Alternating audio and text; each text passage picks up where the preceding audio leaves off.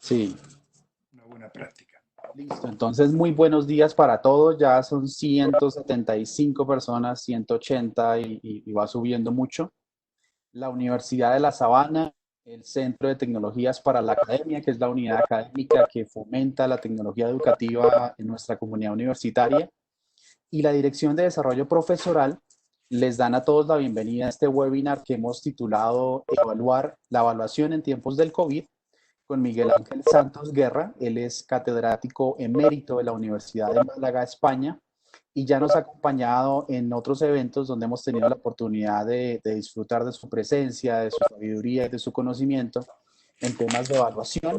Incluso tuvimos la oportunidad de trabajar un proyecto con varios profesores de la Universidad de La Sabana, donde publicamos un libro muy bonito que está titulado Evaluar para Aprender, y se suma a uno de los tantos libros que ha escrito Miguel Ángel Santos Guerra sobre este tema tan lindo y que nos llama mucho la atención, que es la educación, sobre todo en estos tiempos que estamos viviendo. Algunas reglas básicas es que, por favor, la idea es que todos tengan la posibilidad de participar, comentar todo lo que quieran decir a través del chat, que mantengan, por favor, los micrófonos y las cámaras apagadas para fomentar un poco que la conexión sea estable, y para no interrumpir también la exposición del doctor Miguel Ángel Santos Guerra. Entonces, Miguel, bienvenido, y una vez más, de forma remota o virtual, es un gusto tenerte con nosotros.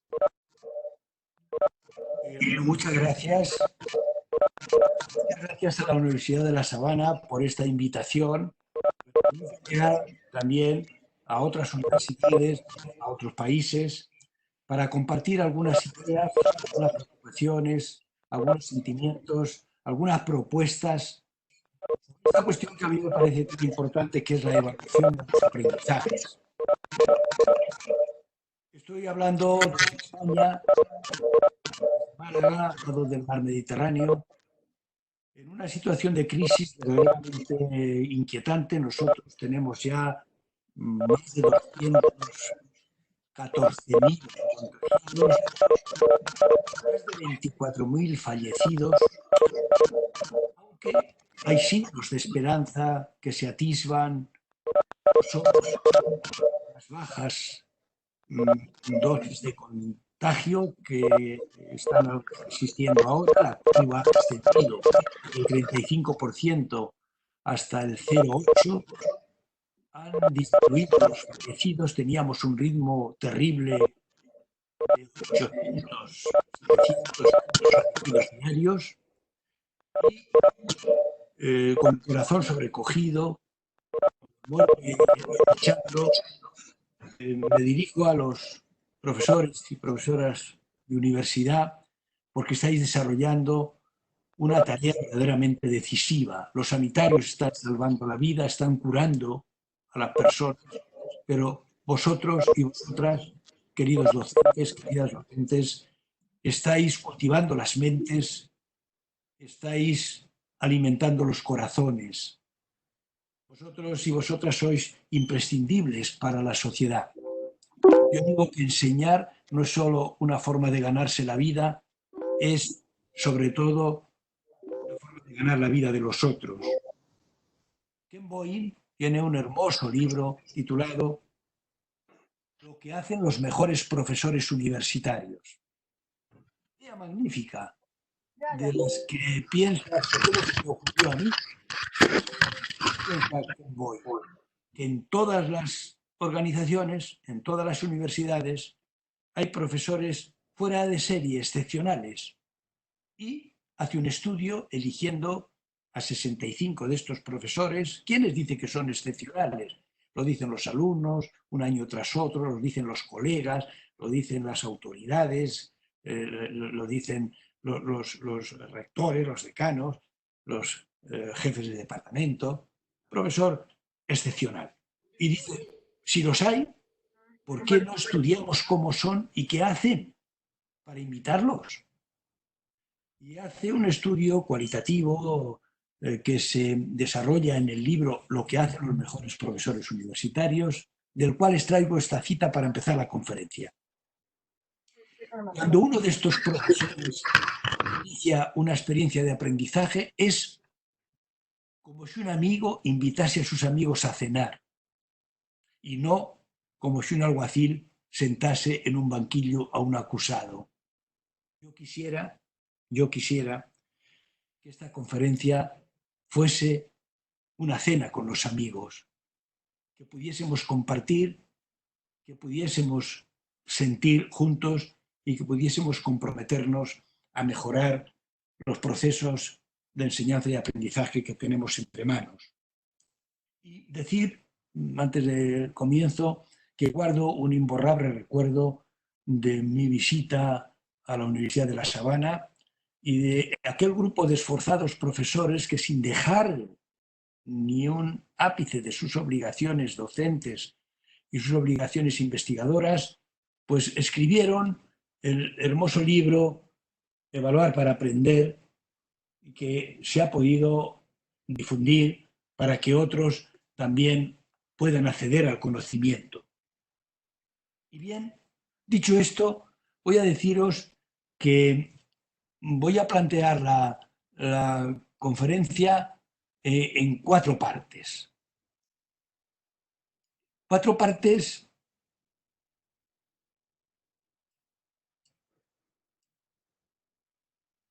Este es el título de la conferencia, la evaluación en tiempos del COVID-19, y este es el esquema.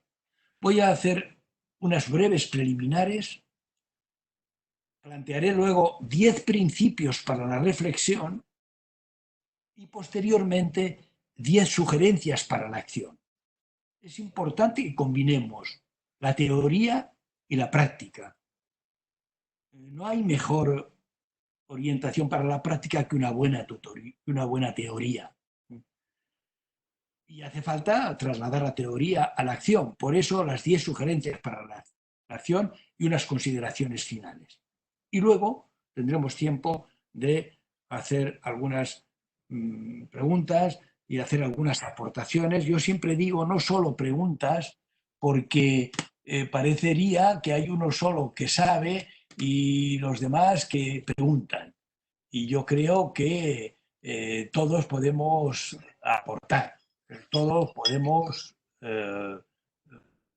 decir lo que hacemos, las preocupaciones que tenemos y los sentimientos que nos invaden. Vamos entonces con la primera parte, que son algunas sugerencias preliminares. Muy rápidas, porque quiero entrar en el tema con la mayor celeridad posible.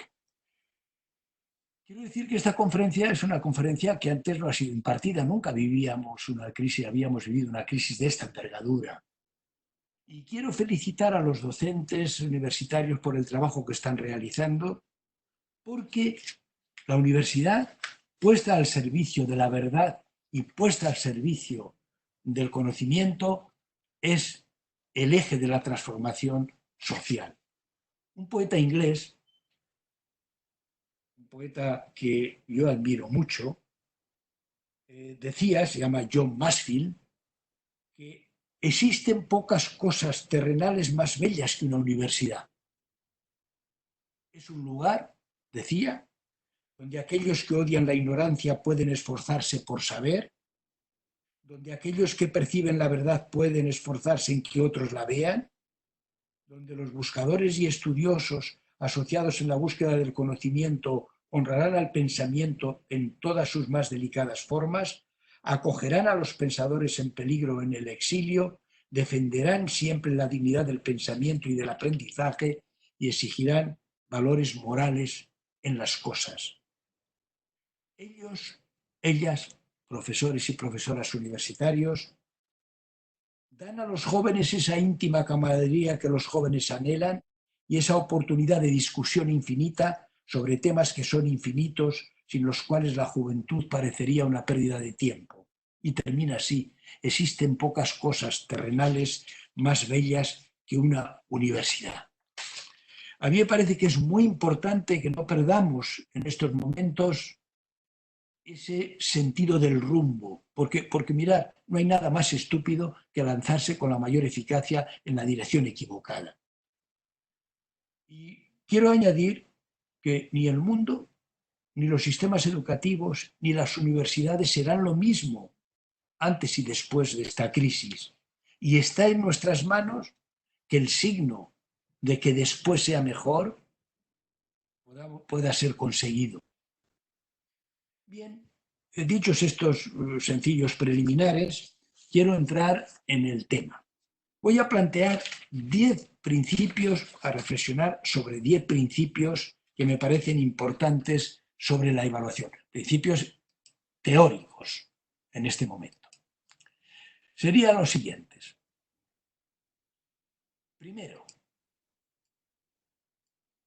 en la universidad se evalúa mucho y se cambia poco. Algo falla. Algo falla. Mirad ya lejanos estos dos artículos que podéis encontrar en la red. 20 paradojas de la evaluación de los aprendizajes de los alumnos en la Universidad Española. Por cierto, cuando alguien de Colombia vio este artículo, me pidió permiso para cambiar el título. Y le dije, ¿qué cambio? Y me sugirió en la Universidad Española y en la Universidad Colombiana. Veía que muchas de estas paradojas estaban presentes también en sus prácticas de enseñanza. ¿Qué tipo de paradojas son? Pues que aunque la finalidad de la enseñanza es que los alumnos aprendan, la dinámica de las instituciones se convierte muchas veces en una estrategia para que los alumnos aprueben. Y que aunque la teoría del aprendizaje se centra en su importancia en los procesos, la práctica de la evaluación se sigue centrando en los resultados. Y que aunque se trabaja mucho en el aprendizaje cooperativo, la evaluación sigue siendo profundamente individualista. 1999, las 20 paradojas tienen plena vigencia.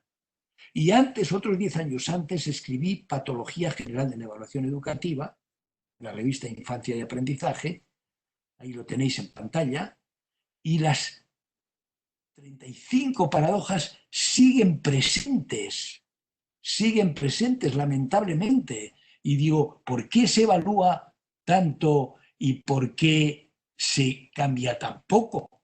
Yo creo que este es un principio muy inquietante y que tenemos que poner sobre el tapete. Me parece muy importante que si la evaluación es un proceso de reflexión y es un proceso de comprensión de la realidad, debería llevar a que mejorásemos y transformásemos las prácticas, porque la evaluación nos daría aquellos instrumentos de comprensión de la realidad que nos permitirían mejorarla.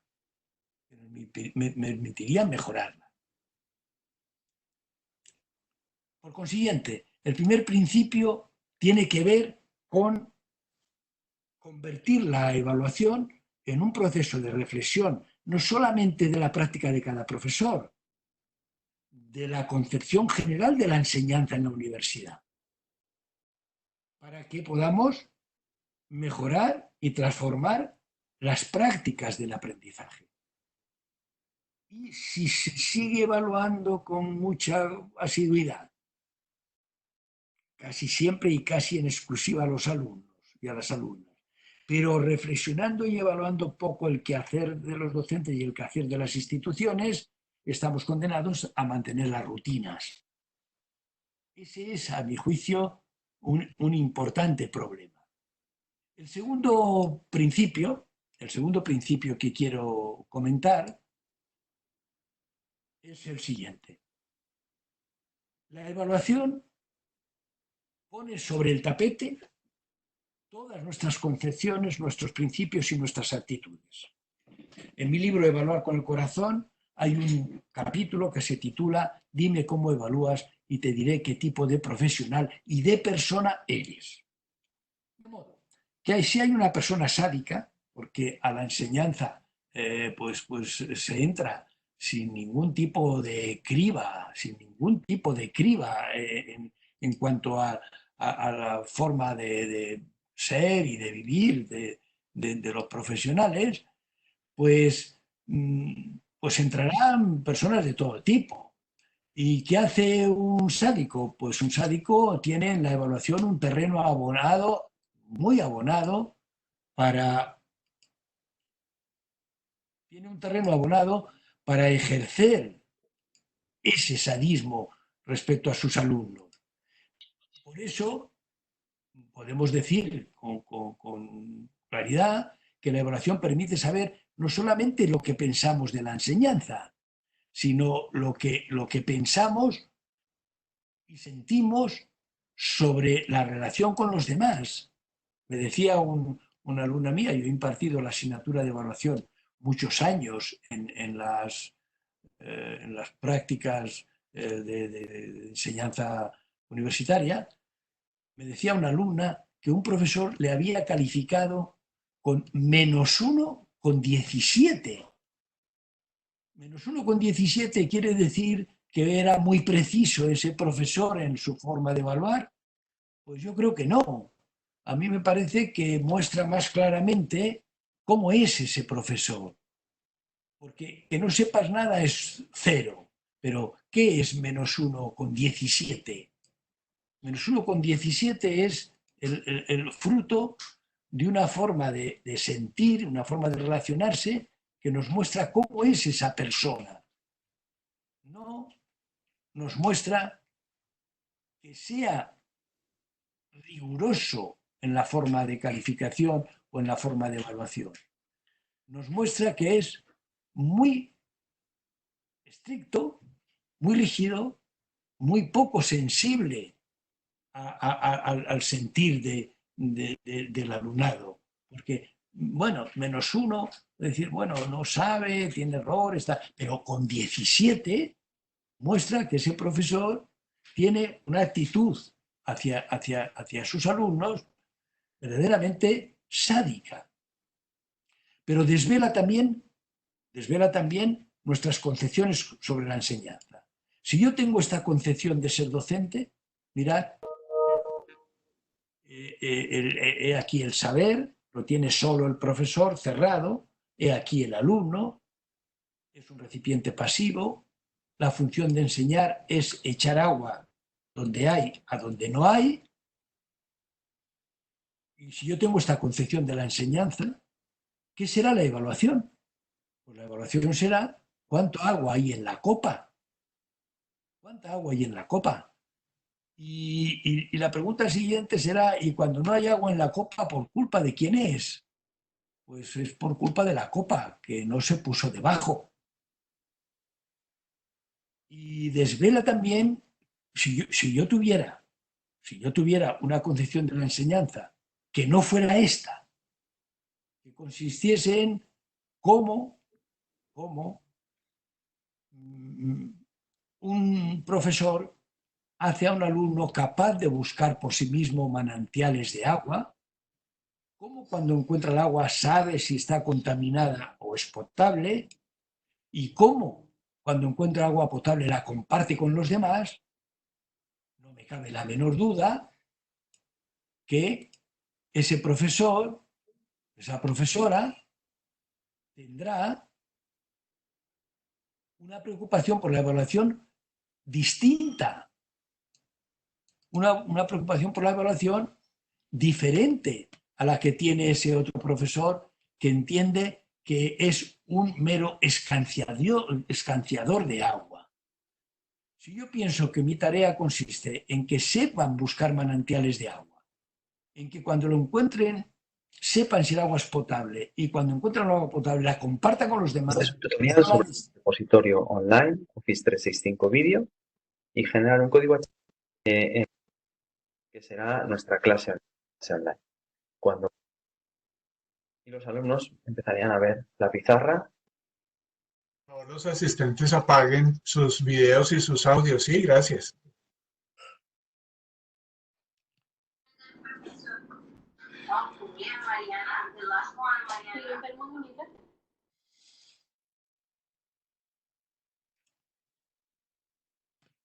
Bien, estábamos diciendo en este segundo principio, primer principio, si se evalúa mucho y no se cambia, algo falla. En este segundo principio, digo que la evaluación desvela nuestras concepciones, desvela nuestras actitudes y eso condiciona el modo de evaluación. Y yo considero que esto es muy importante, porque si solo evaluamos el conocimiento y no nos preocupa ese conocimiento a qué se aplica y ese conocimiento al servicio, Ejecuta de... nuestra forma que hemos trabajado. ¿Sí? ¿Se me oye bien? Sí, señor, sí, señor. Igual les recomendamos a todos, por favor, no abrir sus micrófonos para no tener un tema de interferencia. Pero se te escucha muy bien. ¿Se tiene la imagen mía también o solo la del PowerPoint? Se ve perfecta y te vemos Perfecto. también. Todo está bien. Todo está bien. No me permite volver a la imagen.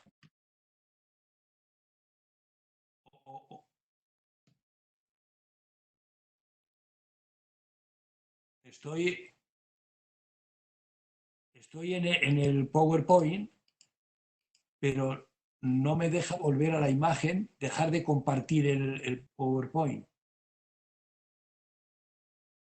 ¿Sí?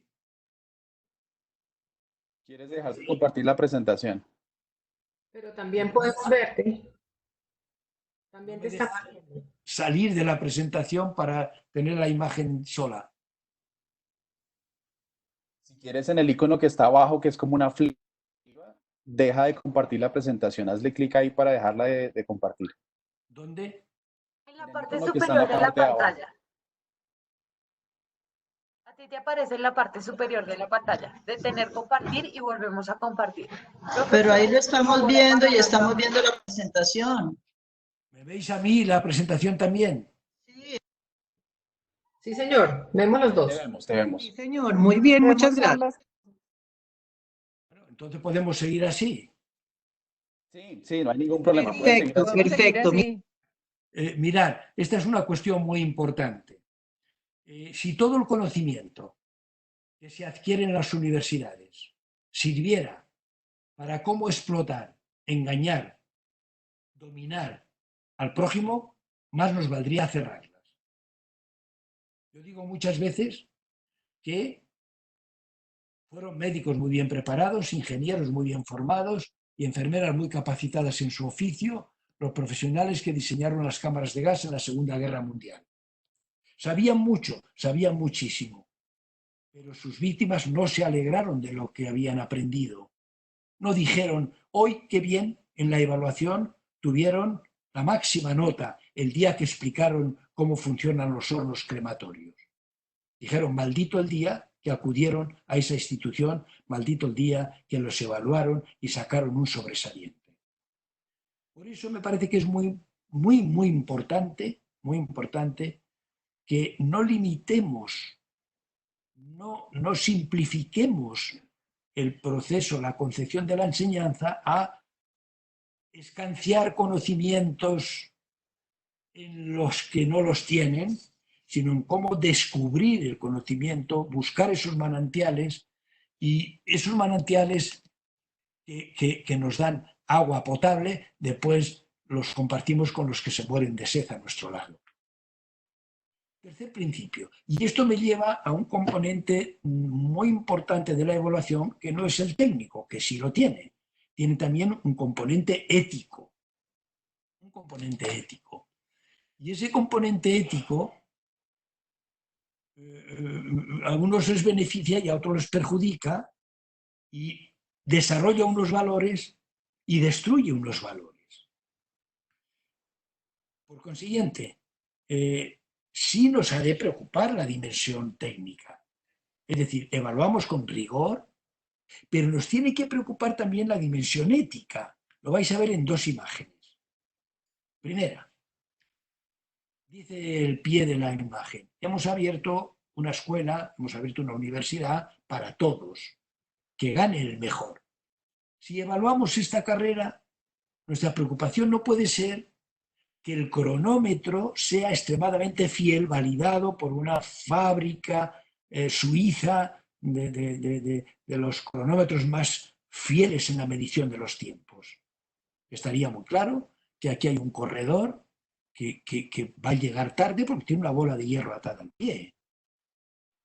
Y que hay otro corredor que tiene una estaca atada a la cintura que no le permite avanzar.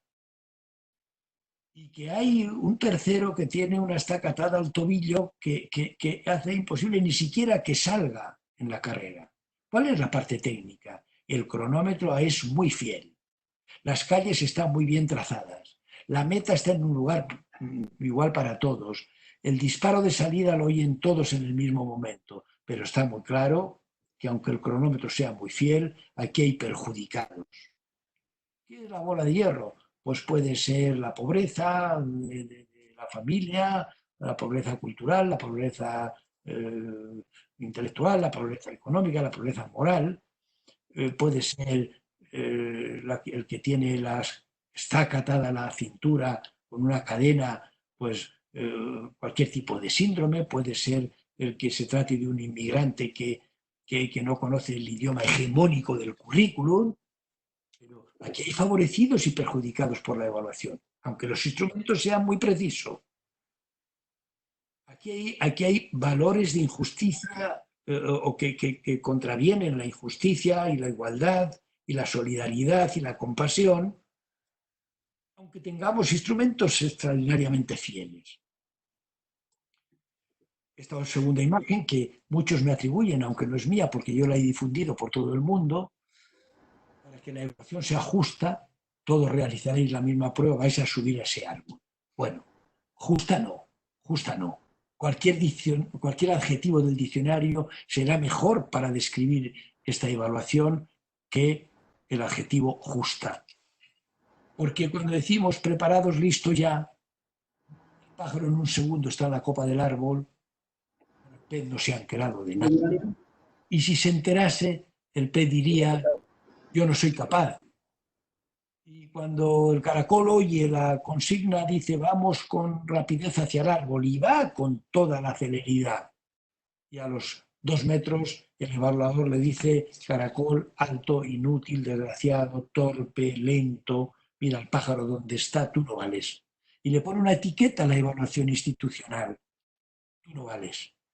Y el caracol no vale para ser caracol, ya sé que no podemos dejar de exigir una competencia profesional para los que vamos a desarrollar trabajos en la sociedad.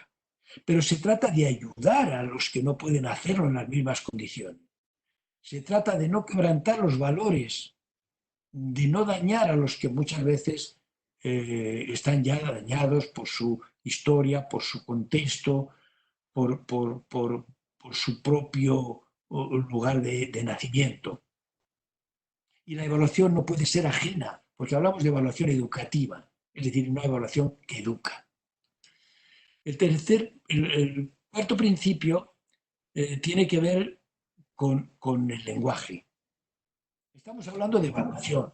Todos los que me estáis escuchando habéis pensado, voy a una videoconferencia sobre evaluación. Pero no todo el mundo tiene en la cabeza lo mismo. Si nosotros vamos a la librería Dilos de Londres y decimos, quiero libros sobre evaluación, ¿qué nos dicen? No, dígame usted, especifíqueme.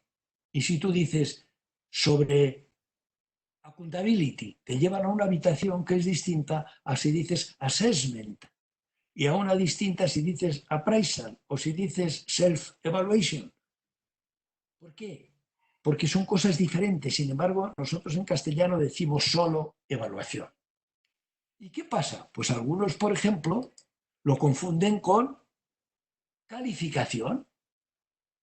Una cosa es la evaluación como un proceso de reflexión, de análisis, de diagnóstico, de comprobación para la mejora, y otra es la calificación de los aprendizajes, que acaba en una certificación. Y es así. El conocimiento universitario tiene valor de uso, a veces discutible, y tiene valor de cambio. Si tú demuestras que lo has adquirido, te lo cambian por una nota. Pero ¿a qué estamos llamando evaluación? Y el problema no es que no nos entendamos, el problema es creer que nos entendemos cuando estamos diciendo cosas tan diferentes.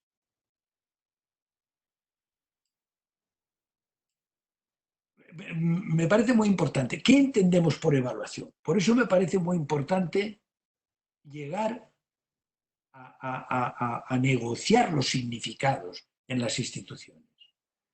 Yo entiendo que es un proceso que recoge información de manera rigurosa, que hace un análisis de esa información de manera precisa, pero atención a esto, toma decisiones de carácter social y pedagógico. Porque claro, si a mí voy al médico y me dice, le voy a hacer a usted una evaluación para ver cómo está. Muy bien. Y cuando me da la evaluación me dice, está usted muy grave. Y yo digo, bueno, ¿y qué tengo que hacer? No, ahí termina nuestra tarea. Nuestra tarea es diagnosticar la gravedad de su situación. Pero oiga, dígame, ¿por qué? ¿Por qué estoy grave? Dígame qué tengo que hacer para sanar, dígame qué tengo que hacer para salir de la gravedad. No. Estamos haciendo un diagnóstico inútil, que servirá para otras cosas, para complejarme, para decir otro está menos grave, para hacer un ranking de la gravedad, pero para asustarme, pero no vale para que yo pueda mejorar, por eso es un diagnóstico inútil. Me parece que es muy importante esta cuestión, porque la evaluación debería permitir regular los aprendizajes y transformar los aprendizajes nuevos. Y a veces termina ahí, con el diagnóstico. Usted está reprobado, punto. Pero no sabemos por qué, y no sabemos qué tiene que hacer para poder mejorar el aprendizaje. Bueno, atención a esto que es muy importante. La evaluación tiene muchos componentes. Uno de ellos es el de comprobación. Es decir, aquello que tenían que aprender lo han aprendido, aquellas competencias que tenían que adquirir las han adquirido, aquellas actitudes que tenían que haber desarrollado las han desarrollado. Componente muy complejo. Se han hecho estudios que muestran que para que haya rigor en la corrección, solo digo la corrección de ejercicios de ciencias, harían falta por lo menos 12 correctores. Digo de ciencias, alguno puede pensar, o está bien resuelto el problema. Pues no. Si dais el mismo ejercicio a muchos correctores, uno dirá, bueno, puede variar desde la máxima calificación a la menor, porque dice, no, se olvidó de poner en la respuesta kilogramos, tiene reprobado. Pero si tiene todo bien, dice, no, es para que aprenda. Bueno, pero para que aprenda crueldad será, porque si es que lo sabe todo, si es que lo ha hecho bien todo, se ha olvidado de poner kilogramos. Pero otro dice, está bien, pero no es por el método que yo expliqué. Y otro, está bien, pero tiene falta de ortografía. Es decir, que no es fácil la comprobación. Para que haya rigor en la comprobación de ejercicios de letras, se han hecho estudios que muestran que hace falta más de 100 correctores. Yo fui profesor de primaria hace muchos años, he pasado por todos los niveles del sistema educativo y aún recuerdo, ha llovido mucho desde entonces, cómo empezaba una redacción, una historia, uno de mis pequeños alumnos. Empezaba así. Aquella mañana, el príncipe salió cabalgando en todas las direcciones. Bueno, un corrector puede decir, eso no es posible, no está bien. A mí me pareció un comienzo maravilloso. Y ya veis, jurado de una novela y al que dan como ganador 3 miembros del jurado, los otros 2 miembros dicen que se trata de una novela insoportable, insufrible, indigesta, de pura bazofia literaria. Por consiguiente, la comprobación es un componente complejo. Pero hay otro componente en el que quiero recabar, que es el componente de atribución, en el componente de explicación. Cuando nuestros alumnos en la universidad no han aprobado, cuando no han aprendido por qué ha sido. Y en mi libro, Evaluar con el corazón, hay un capítulo que se titula La evaluación de los alumnos, un proceso de aprendizaje para los profesores. Se trata de una exploración en una institución donde yo iba a hacer un estudio de la evaluación. Los docentes estaban trabajando las calificaciones de sus alumnos, los procesos de evaluación, y yo les dije si podía estar presente para estudiar un componente de la evaluación. No les dije cuál. Mi pretensión era estudiar las explicaciones que daban los profesores al fracaso que habían tenido los alumnos. Las tengo aquí resumidas. Literalmente, dicen los profesores, arriba lo veis en el gráfico, son vagos, no hace nada, tiene pinta de vago, está en otro mundo, no trabaja, es vaga, no hace nada. Está mucho tiempo en la calle, no paran en casa, están todo el día en la calle, no se centran para el estudio. Me decía un alumno de esa institución, tengo un profesor que me dice que te veo mucho por la calle, y ese alumno me decía, yo también le veo a él, pero a él no le digo nada. Los alumnos son torpes, aquí tengo las explicaciones que dan los profesores, es muy corto, no sé cómo ha llegado hasta aquí, es muy trabajadora, pero no llega, no tiene nivel intelectual, no tiene materia gris, no vale para estudiar, tienen problemas, están desmotivados. Atención, ¿por qué no dicen yo no les motivo? No les sé motivar. No, dicen están desmotivados, no atienden ni a la fuerza, no tienen preocupación por el estudio, están mal preparados, no tienen técnicas de estudio, como si fueran congénitas. Están mucho en la red, en la televisión, con el celular. La familia no es buena, el grupo es malo. Bueno, pues ¿qué os puedo decir? Que si todas las explicaciones son estas, el 100%, no hay posibilidad de que se pueda mejorar. Porque está muy claro.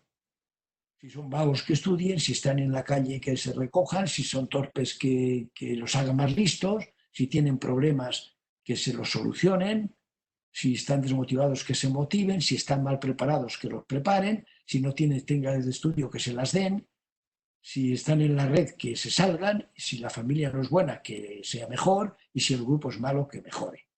No hay de esta manera un camino para la mejora. ¿Por qué? Porque no hay ni una pregunta de ¿y si el currículum no está bien diseñado?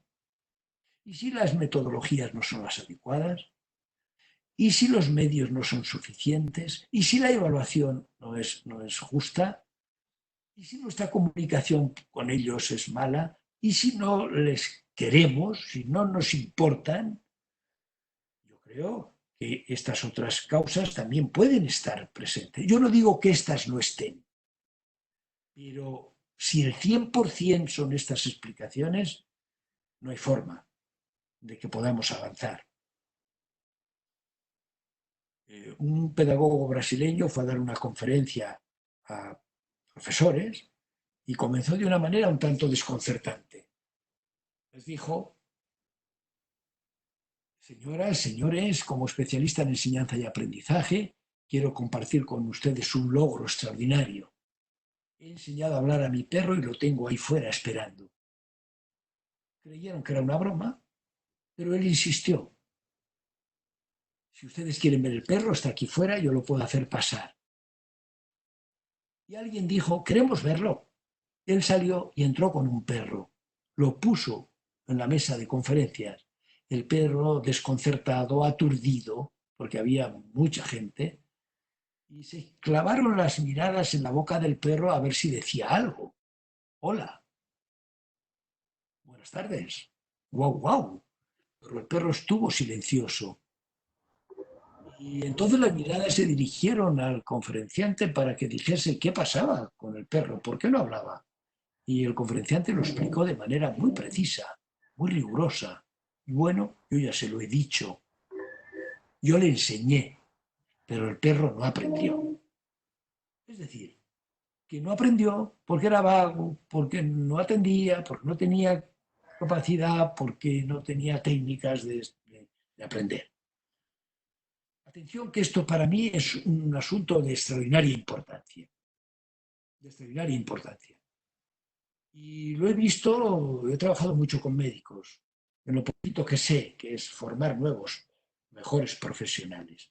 Y recuerdo que un día en una de esas sesiones, un ginecólogo me dijo, ¿puedo contar algo? Por favor, sí. Y contó lo siguiente, que él había atendido el parto de los hijos de una familia.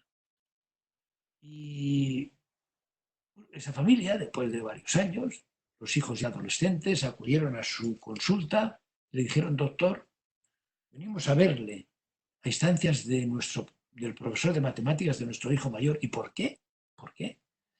Porque es un excelente estudiante, saca sobresaliente en todas las asignaturas. Y hemos ido a verle porque sigue desde que empezó segundo curso reprobando las matemáticas. Hemos ido a verle y nos ha aconsejado que vengamos a verle a usted, a ver si en el parto hubo alguna anomalía que explique el fracaso en matemáticas. Es decir, le tocaron algún punto del cerebro que hizo imposible el buen aprendizaje de las matemáticas, pero de segundo, porque en primero ha ido bien. ¿No sería mejor a la hora de explicar, a la hora de buscar el componente de atribución, por qué ha fracasado ese alumno, en pensar, ¿qué me pasa con él?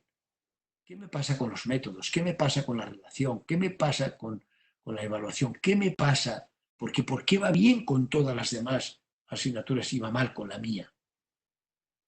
Es un ejemplo clamoroso de cómo este componente de explicación y de atribución se usa de una manera interesada. Sexto principio. La evaluación no se realiza en la estratosfera, no se realiza en una campana de cristal. Estamos en un contexto institucional, en un contexto social, y hoy estamos en un contexto sanitario verdaderamente inquietante, que nos obliga a estar en las casas en un modo de desarrollar el currículum online que nunca se había hecho. Ahora, ese proyecto educativo, ese proyecto de formación que tiene la universidad, se desarrolla desde una institución virtual, coordinada desde un equipo virtual, que no tiene presencia física, y esto nos ha hecho afrontar situaciones cargadas de incertidumbre que antes nunca habíamos tenido. Sin olvidar que aún en esa situación tenemos que impartir no solo conocimiento, sino que tenemos que cultivar el desarrollo integral de nuestros alumnos. Estoy participando en un proyecto en una universidad de Chile, Universidad Mayor, un proyecto bien interesante a mi juicio que se denomina Buen Profesional, Profesional Bueno. Es decir, no nos importa solamente tener buenos médicos, sino médicos buenos. No nos importa tener solo buenos ingenieros técnicamente, sino ingenieros buenos. No nos importa tener solo buenos técnicos, sino técnicos buenos, personas buenas. nos hagan avanzar hacia un mundo mejor. Por eso me gustó mucho en una universidad de Guadalajara un lema que vi en el frontis de la entrada, en que decía: aquí no tenemos que formar a los mejores del mundo, tenemos que formar a los mejores para el mundo. Para el mundo. Y ese contexto que estamos viviendo nos hace plantear cuestiones importantes sobre la brecha digital, ¿no? O sea, hay familias que probablemente tengan dificultades para la conexión, que tengan dificultades para no solamente para la conexión, que tengan dificultades para compartir computadoras, para tener un clima en que se pueda trabajar. Y entonces esas diferencias pueden incrementarse en estos tiempos, sin olvidar el contexto general en el que están inmersas todas las universidades. Hoy creo que es el contexto neoliberal, que se caracteriza por tener unos ejes que contradicen casi todos nuestros presupuestos educativos. ¿Cuáles son los presupuestos de la cultura neoliberal? Pues son el individualismo, la competitividad, la obsesión por la eficacia, el relativismo moral, el imperio de las leyes del mercado. Y a mí me parece que hoy las instituciones universitarias tienen que ser instituciones contrahegemónicas, que van contra la corriente. Es cierto, queridos colegas, que ir contra corriente es más difícil que dejarse arrastrar. Voy a deciros algo que considero muy importante. Solo a los peces muertos los arrastra la corriente. Y tengo que decir que sin entender los contextos en los que estamos, no podemos entender los textos. Es muy importante conocer ese contexto general y ese contexto concreto en el que estamos ahora viviendo. Vamos a hacer un pequeñito ejercicio. Vais a ver cómo sin conocer el contexto no se puede entender el texto. Voy a leeros un texto del cual no conocéis el contexto, para ver qué es lo que entendéis. Dice así: si los globos explotaran, el sonido no podría llegar, ya que todo quedaría demasiado alejado de la planta correcta. Una ventana cerrada también evitaría que se escuchase el sonido, ya que la mayoría de los edificios suelen estar bien aislados. Puesto que toda la operación depende de un flujo constante de electricidad, una rotura en medio del cable también produciría problemas. Por supuesto que el chico puede gritar, pero la voz humana no es lo suficientemente potente como para que se escuche a tanta distancia. Otro problema adicional es que se podría romper una cuerda del instrumento, entonces el mensaje no podría llevar acompañamiento. Está claro que para mejorar la situación tendría que haber menos distancia, entonces habría menos problemas en potencia. Con un contacto cara a cara, un mínimo número de cosas podrían ir mal. Estoy seguro de que muchos no sabéis nada de qué va este texto que acabo de leeros.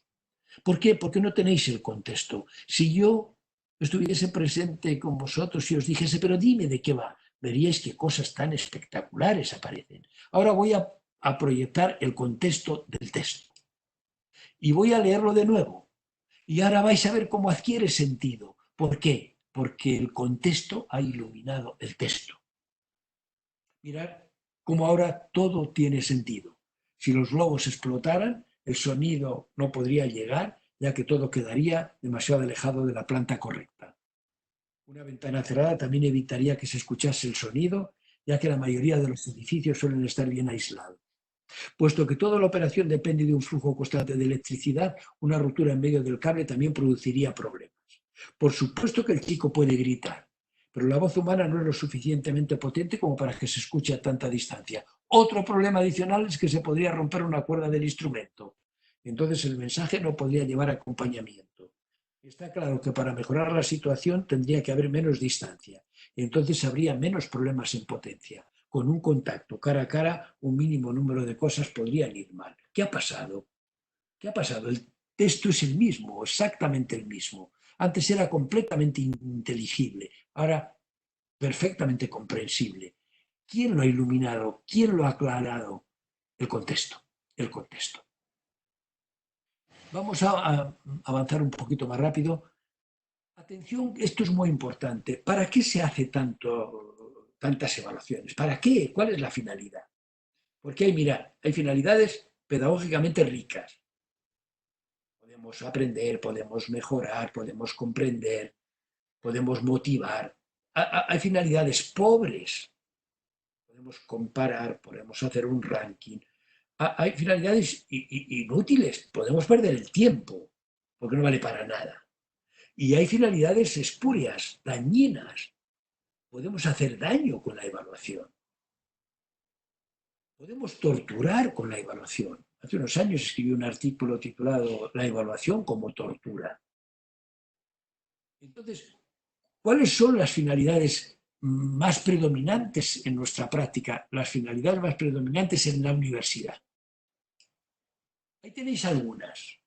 Puede servir para clasificar, para medir, para comprobar, para diagnosticar, para comprender, mejorar, dialogar, controlar, comparar, calificar, jerarquizar, aprender, torturar. Mirad, alguna vez he hecho este pequeño ejercicio. De esas funciones posibles, ¿cuál es, a tu juicio, la más importante, la que deberíamos cultivar sobremanera, sobre todas? ¿Cuál es? Y he pedido, elige una. Escríbela, piénsala. ¿Cuál es para ti la finalidad, la función más importante que debe tener la evaluación? Mira, siempre que he hecho este ejercicio en todo el mundo, siempre me han dicho, pues debe ser aprender, debe ser dialogar, debe ser mejorar. Bien. Y después de unos minutos he dicho, ahora elige la función más presente, más frecuente, más importante en el sistema educativo. Y casi siempre, en esta segunda fase, me han dicho medir, jerarquizar, comparar. Y claro, mi pregunta es inevitable. ¿Y por qué no coinciden las finalidades ideales con las finalidades reales? ¿Y por qué no son más presentes las más importantes y están más desarrolladas las menos importantes o incluso las negativas? Vamos al principio octavo. Mirad, la evaluación está indisolublemente, inextricablemente unida al proceso de enseñanza. Bueno, todos lo sabemos, que con algunos profesores que practican una enseñanza extraordinaria, los alumnos tienen unas evaluaciones magníficas y unos aprendizajes extraordinarios. Y con otros desastrosos, los mismos alumnos. Hago un ejercicio, que ahora no podemos hacer en distancia, en el que pido que un voluntario haga una tarea con los asistentes. Digo que de todas las veces que lo he hecho, muchas veces, ni una sola persona lo hace bien, 100% de fracaso. Después el mismo ejercicio lo hace de otra manera, con los mismos asistentes, y os puedo decir, el 100% de éxito. ¿Qué pasa? Que en la segunda modalidad pueden preguntar, pueden pedir aclaraciones, pueden pedir ayuda, y los que no lo han hecho bien esperan a los que ya lo han hecho bien, esperan a los que no lo están haciendo bien. Sí es cierto que se necesita más tiempo y sí es cierto que con esa segunda modalidad el propio profesor aprende también a ser un mejor profesor. De modo que de cómo es la enseñanza es el aprendizaje y es el proceso de evaluación. Noveno, estamos terminando esta primera parte. Mirar, hay muchos sentimientos en la evaluación. muchos sentimientos, pero casi nunca tenidos en cuenta. Pero ojo, también de los docentes y de las docentes. ¿Cuántas emociones suscita la parte previa o la parte posterior a los procesos de evaluación? Mirad, en mi libro Evaluar con el corazón hay un capítulo que a mí siempre me ha conmovido desde que lo redacté, que se titula Tatuajes en el alma, aprendizajes sobre la evaluación a través de la experiencia. Les pregunté a mis alumnos en la facultad, ¿lo podéis hacer vosotros también? ¿Qué sentimientos vivís en la evaluación? Mirad, cuando escribieron y lo leí, me quedé muy conmovido. Cosas tremendas. Voy a deciros 6 pequeñas citas. Recuerdo siempre la evaluación como algo terrible, ya que me causaba y me causa muchos nervios, ansiedad y estrés.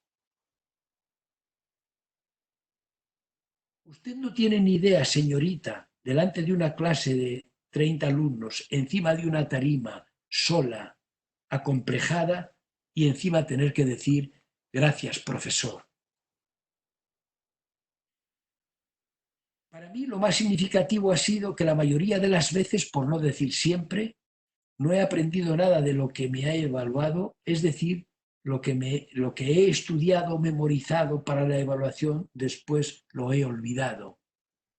Solo me ha producido angustia y tensión. A mí, dice otro alumno, me dejó una clara visión de injusticia, aparte de desmoralizarme e incluso abandonar los estudios por un tiempo, debido a un equivocado etiquetaje. Además, incluso me llegaron a ridiculizar delante de todos mis compañeros. Una última. He vivido dimensiones negativas de la evaluación como el estrés, la inquietud, la ansiedad, la competitividad y el anhelo injusto por destacar. No podemos dejar al margen los sentimientos, tenemos que trabajarlos, porque no somos unos máquinas de enseñar y otros máquinas de aprender, unos máquinas de evaluar y otros máquinas que son evaluadas. El último principio yo creo que lo resume todos. Mirad, me parece muy importante. Si hablamos de evaluación educativa en la universidad, no es solo porque se centra en temas de educación, sino porque educa a quien la hace y a quien la recibe. Y aquí está la pregunta. ¿Es educativa la evaluación que yo hago? ¿Educa a quien la hace y educa a quien la recibe? Bien, vamos a la segunda parte, orientada un poquito más a la acción, aunque la reflexión también está encaminada a la acción. He pensado en algunas sugerencias que podrían ser útiles. Primero, yo creo que ahora, en los tiempos que estamos atravesando en la enseñanza online, cobra más sentido que nunca el peso de la evaluación continua. Ojo, que no es igual que exámenes continuos. Es decir, que la evaluación no ha de producirse justo cuando termina en la fase final o en la fase posterior del aprendizaje, sino durante todo el proceso. Nosotros tenemos herramientas, instrumentos para saber si nuestros alumnos se están comprendiendo, qué tipo de preguntas hacen, qué tipo de trabajo realizan, dónde tienen las dificultades, dónde están cometiendo los errores. Y ese proceso continuo de observación, de diálogo, de seguimiento, de comunicación, a mí me parece que es muy importante. Bueno, en mi universidad, claro, ya me he jubilado, pero he visto unas prácticas verdaderamente que yo siempre he combatido. Se interrumpe el aprendizaje para ver si se ha aprendido. Es decir, ahora es tiempo exámenes. Pero ¿por qué no se ha ido evaluando a medida que se ha ido enseñando y aprendiendo? ¿Por qué? Porque esa fase genera mucha tensión, genera momentos de mucha ansiedad.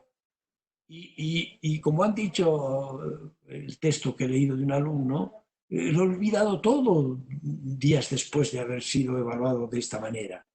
Por consiguiente, primera llamada a la evaluación continua, al proceso del aprendizaje, al seguimiento del proceso, más que al examen al acabar la enseñanza. Segunda sugerencia. Yo creo que los instrumentos que utilizamos deben ser diversificados, variados.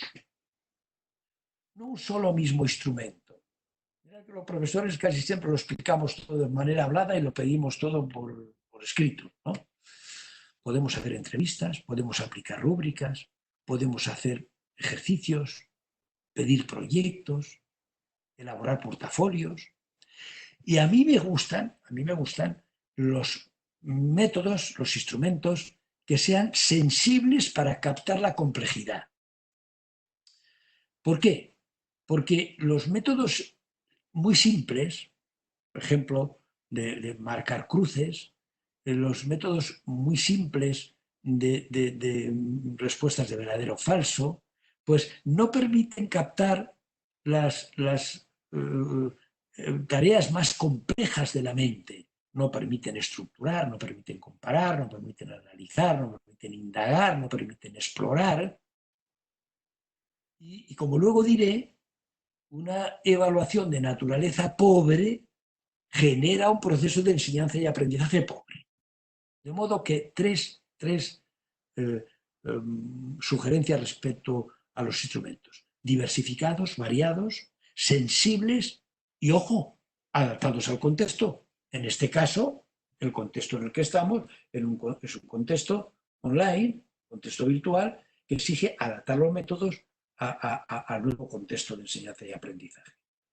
Y aquí hay muchas cuestiones sobre la copia, qué hacen ellos, qué es lo que... Bueno, hay formas de explorar que están muy alejadas, si no es memorística, formas de explorar que hacen muy difícil que puedan verlo en algún libro, en algún documento, si tienen ellos que pensar. Luego diré cómo es muy importante que utilicemos tareas complejas, intelectuales, para los procesos de evaluación. Y si tenemos posibilidad de hacer entrevista, es muy difícil, ahí te puedes adaptar a las características del alumno, puedes ver las peculiaridades de cada aprendiz y garantiza el rigor de la comprobación de qué es lo que realmente ha aprendido, lo que realmente sabe. Tercera sugerencia. Bueno, a mí me parece que es muy importante el proceso de autoevaluación de los alumnos. Ya sé que algunos pueden decir, hombre, el alumno es juez y parte. Bueno, pero el alumno sabe si ha aprendido, sabe dónde ha tenido las dificultades, sabe dónde ha tenido los errores, sabe lo que le falta de aprender, sabe cuánto se ha esforzado, cuánto ha leído, cuánto ha investigado, cuántas actividades ha realizado, cómo ha seguido el proceso. A mí siempre me gustaba pedirle a mis alumnos, no decir califícate, no. Haz un proceso de evaluación. ¿Cómo ha sido tu aprendizaje? Si lo hace a través de un portafolio durante todo el proceso, está haciendo también su autoevaluación. Y a mí me parece que es muy importante que el poder que tiene la evaluación, que también empoderemos a los alumnos en este proceso. Ellos son los protagonistas del aprendizaje. Nadie aprende si no quiere. Yo digo que el verbo aprender como el verbo amar no se pueden conjugar en imperativo. Por consiguiente, el alumno ha de ser el protagonista del proceso de aprendizaje. Tenemos que trasladar el foco de la didáctica, de la enseñanza, al aprendizaje. No podemos decir, nosotros enseñamos muy bien, pero no aprende. Es como el comerciante que dijese, no, si yo vendo, pero es que no compra. Yo les pedía, explícame cómo has aprendido, qué has aprendido, cómo que has leído, cómo has... Y algunas veces, claro, no se limitaba ahí su proceso de evaluación. Ese proceso de autoevaluación se contrastaba con mi proceso de heteroevaluación de sus aprendizajes. Y algunas veces había discrepancia. Y cuando había discrepancia, teníamos que dialogar sobre esa discrepancia y ver dónde se basaba. Poquísimas veces después del diálogo se mantenía esa discrepancia. Y casi siempre, cuando ellos participaban en la decisión, ellos decían, y en caso de discrepancia, es el profesor el que decide. Solo en una ocasión acordamos, en caso de discrepancia, es el alumno. Y os tengo que decir, no hubo ningún problema. Ningún problema. A mí me parece que este diálogo, por eso digo la evaluación como diálogo, en este libro que titulé La evaluación, un proceso de diálogo, comprensión y mejora. En este diálogo que algunas veces arranca desde el comienzo de las clases conmigo, yo les decía, ¿cómo os defraudaría como profesor en este curso? Escribidme. Y yo les escribí a ellos, ¿cómo me defraudaríais como alumnos? Y dialogábamos sobre esos escritos. Y algunas veces ellos modificaban sus expectativas por el diálogo que mantenía con ellos. Cuando me decían, nos defraudaría si no supiésemos exactamente cómo obtener un sobresaliente porque todo estuviese muy claro, yo les decía, es que algunas cosas que me pedís no las quiero hacer. Por ejemplo, cuando alguien me pidió eso, yo le conté esta historia. Un profesor universitario que recibe una demanda de un alumno de este tipo, le pregunta, ¿dónde vas a comer? En la facultad, profesor. ¿Puedo invitarte? Le dice el profesor, claro, me puedes invitar. ¿Me puede usted invitar, profesor? Muchas gracias. Y van a comer y en el postre el alumno se presenta con un melocotón y le dice el profesor, ¿te lo puedo montar? ¿Te lo puedo pelar? Oye, profesor, yo ya sé desde niño, pero hombre, déjame darme ese gusto, esa satisfacción, ya que te he invitado. ¿Te lo puedo partir en trocitos chiquitos para que lo puedas comer? Hombre, profesor, yo ya sé, no hace falta. Bueno, déjame darme esa satisfacción. Se lo parte en trocitos. Y después le dice el profesor, ¿te lo puedo masticar y dártelo en papilla? Y dice el alumno, no, por Dios, profesor, eso no. Y le dice el profesor, eso es lo que me pedías antes. Es lo que me pedías esta mañana. Cuando me decías que te lo diese todo muy troceadito, muy mascadito, muy preparadito. También a mí me pusieron objeciones. Porque cuando yo les dije, me defraudaría si os viese tan obsesionados por las calificaciones que aprender fuese secundario. Si os viese competitivos y no os ayudaseis a aprender. Y uno de ellos levantó la mano y me dijo, sin embargo, profesor, cuando se convoca una plaza de profesor en su departamento, no se pide si has sido colaborador con los compañeros, si has aprendido con ilusión, se pide el resultado, se pide la nota. Y yo les dije, ¿por qué no hacemos una comisión y hacemos un tercer escrito que se titule así, ¿cómo nos defrauda el sistema a los dos? Y así lo hicimos.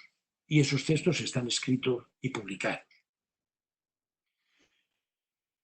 Cuarta sugerencia. Insisto en la participación de los alumnos. Mirad, los criterios de la evaluación no pueden ser un misterio para los alumnos. Deben ser claros, conocidos, negociados, compartidos. Se fijan previamente los criterios y cuando se aplican, después se discute la aplicación de los criterios. A mí me parece que eso es convertir al alumno en protagonista del proceso. Y esto motiva.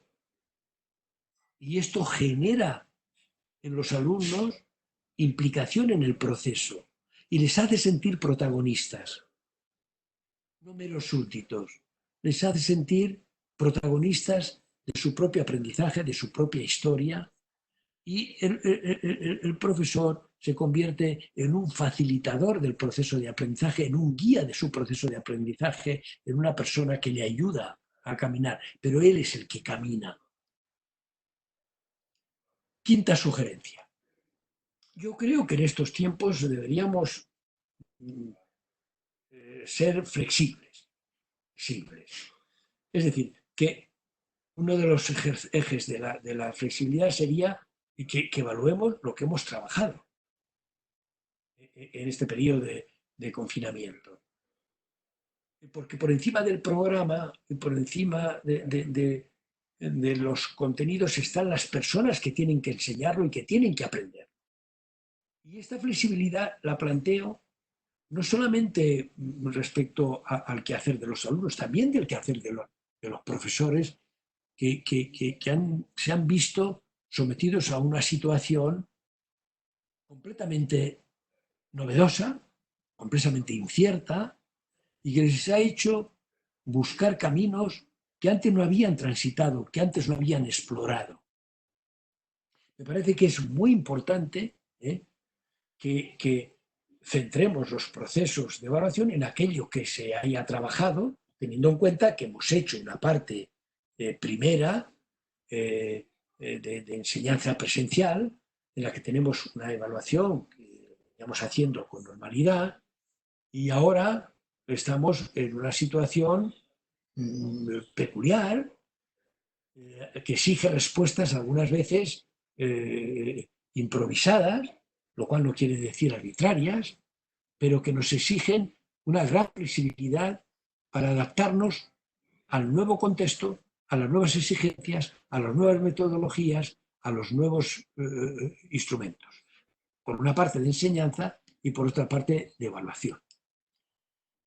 Bueno, mirad, os decía antes, una evaluación pobre genera un proceso de aprendizaje y enseñanza pobre.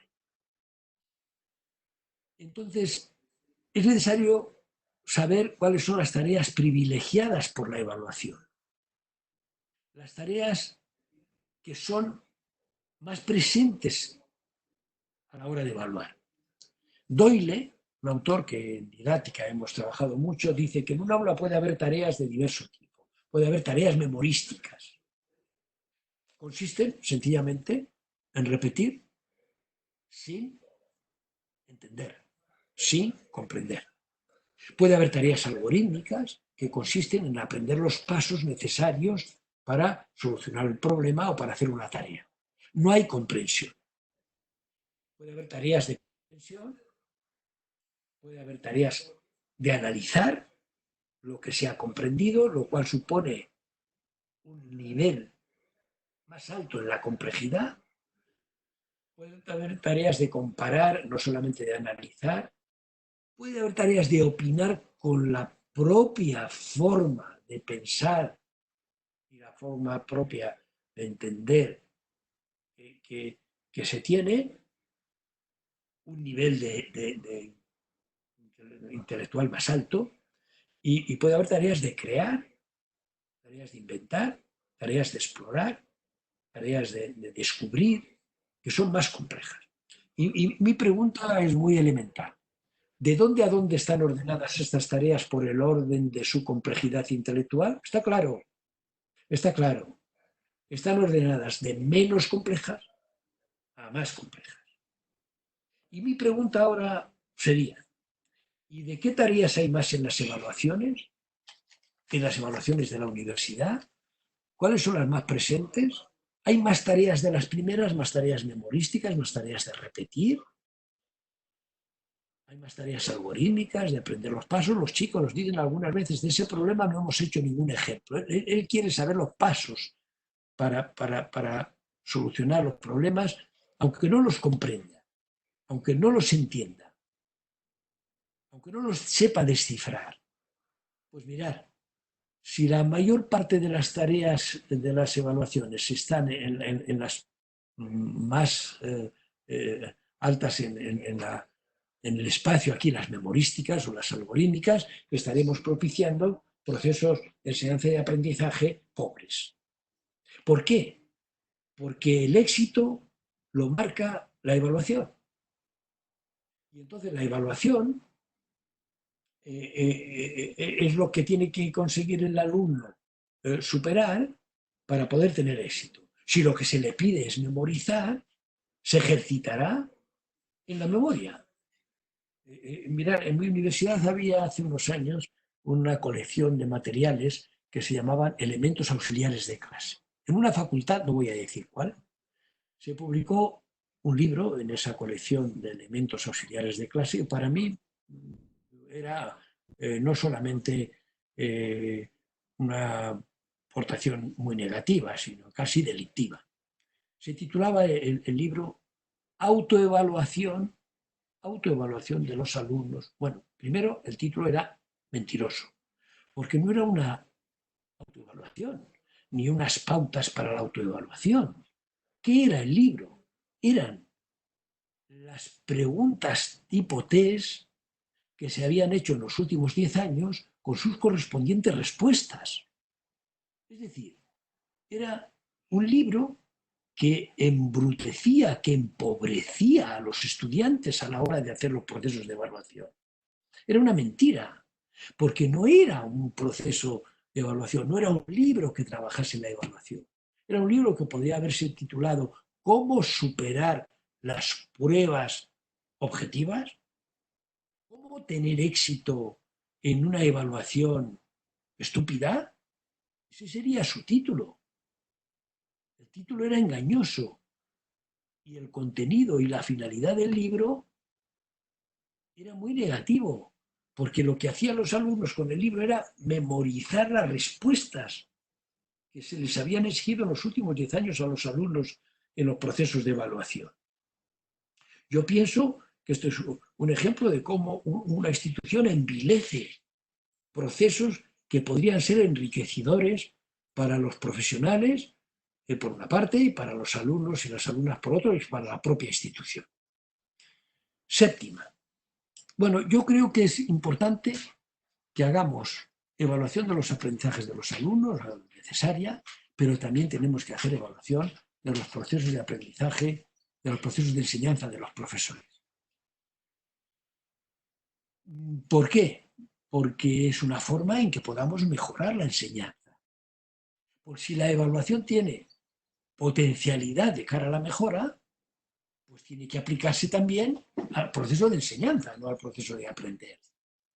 Y yo todos los años, les pedí a mis alumnos colaboración para que ese proceso, que no solo se hacía al final, porque si se hace al final solo puede mejorarnos en el próximo curso, periódicamente fuésemos analizando y qué podemos hacer mejor en los métodos, en los contenidos, en el ritmo, en la comunicación, en la tutoría, en la planificación de los procesos, en las prácticas. Porque de esa manera nosotros podemos ofrecerlos como un ejemplo para el que aprende. Porque no somos infalibles y porque algunas veces, como dicen algunos alumnos, en este escrito en el que os he leído 6 testimonios, lo que más me dolía de un profesor es que nunca se cuestionase que él tenía alguna responsabilidad en nuestros resultados. Y era evidente que algunas veces lo que falla en el resultado del aprendizaje es la enseñanza. Porque algunas veces un profesor tiene el 90% de fracaso un año tras otro y otro tiene el 5% en la misma asignatura con alumnos de cursos gemelos? Pues porque hay algunos problemas en la enseñanza. No solamente, no podemos atribuirlo a que a ese profesor siempre le toquen los peores alumnos de la universidad. Muy importante. Yo creo que es necesario combatir lo que yo llamo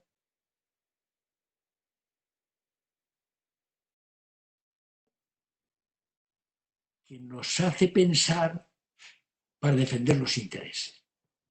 En un hermoso libro de 2 filósofos estadounidenses, Klein y McCachard, titulado, el libro es muy hermoso, es una historia de la filosofía contada con anécdotas, cuando habla de la lógica de autoservicio, pues cuenta una historia verdaderamente simpática de un cliente que llega a un pub en Irlanda y pide al camarero que le sirva 3 cervezas. El camarero se sorprende de que le pida 3 habiendo un solo cliente pero piensa que estarán aparcando los otros dos o que se habrán retrasado. Y le sirve 3. Y ve que bebe un poco de un vaso, lo deja, bebe otro poco del segundo, bebe otro poco del tercero, vuelve al primero, vuelve al segundo, vuelve al tercero, y el camarero intrigado está pensando a ver si es que bebe así y no espera a nadie. Cuando termina esa ronda le dice al camarero: póngame otras 3, por favor, señor. Le sirve otras 3 y ve que repite el mismo ritual. Un poco de la primera, un poco de la segunda, un poco de la tercera. Otra de la primera, otra de la segunda. Y el camarero ya se convence de que es que bebe así, no espera a nadie. Y se acerca a él: señor, estoy observando, ¿me va a permitir que me meta donde no me llaman?